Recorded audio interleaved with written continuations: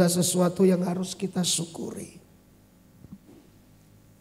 Karena kita tidak tahu di masa-masa yang akan datang, benar atau tidaknya kita melihat beberapa negara masih mengalami tekanan COVID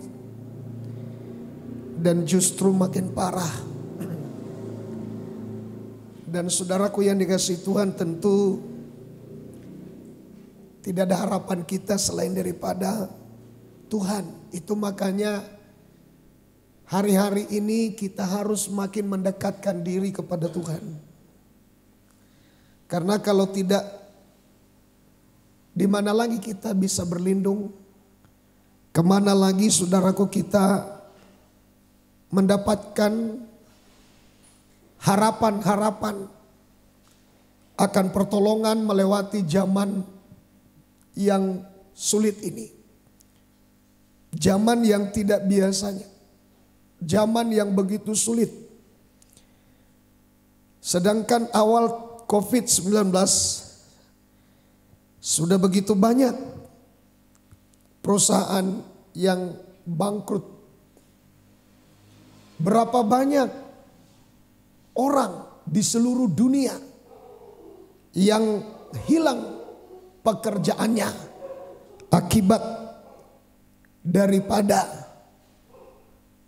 hantaman COVID-19 itu. Nah, dan ternyata saudara sampai hari ini belum selesai.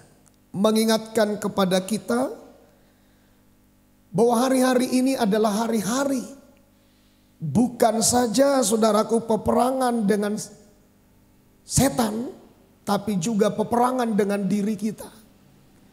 Saya mengatakan kepada kita, ibadah adalah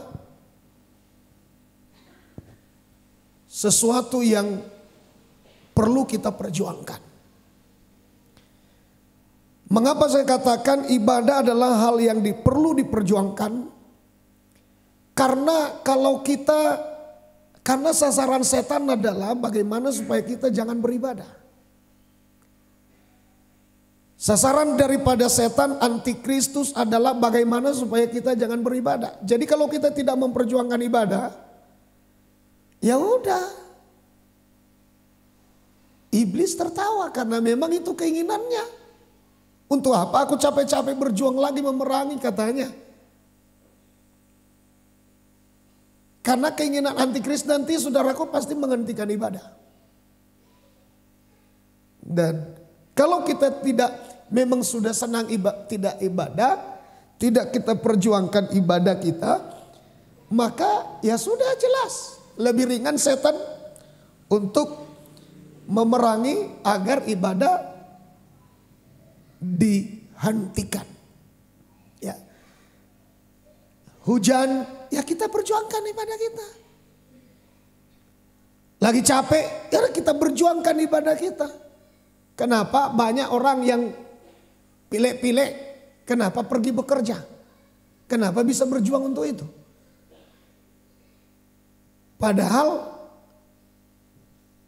tidak bekerja juga hari ini bisa saudaraku yang dikasihi Tuhan. Tapi kenapa diperjuangkan? Nah itulah namanya perjuangan. Nah kalau kita udahlah gak ibadah, itu namanya tidak berjuang.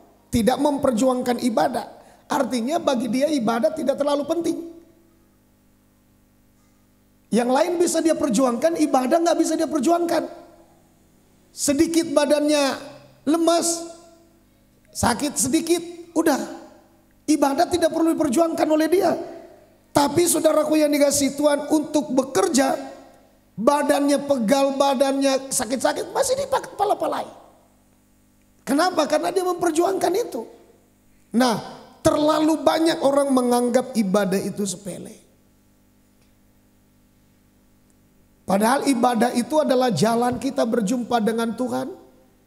Ibadah adalah jalan kita untuk membuktikan kita rindu ketemu Dia, kita rindu berjumpa dengan Dia, sebagai bukti kita mengandalkan Dia, sebagai bukti bahwa Dia, tanpa Dia kita tidak bisa, bagaikan ranting yang bergantung pada pokok anggur.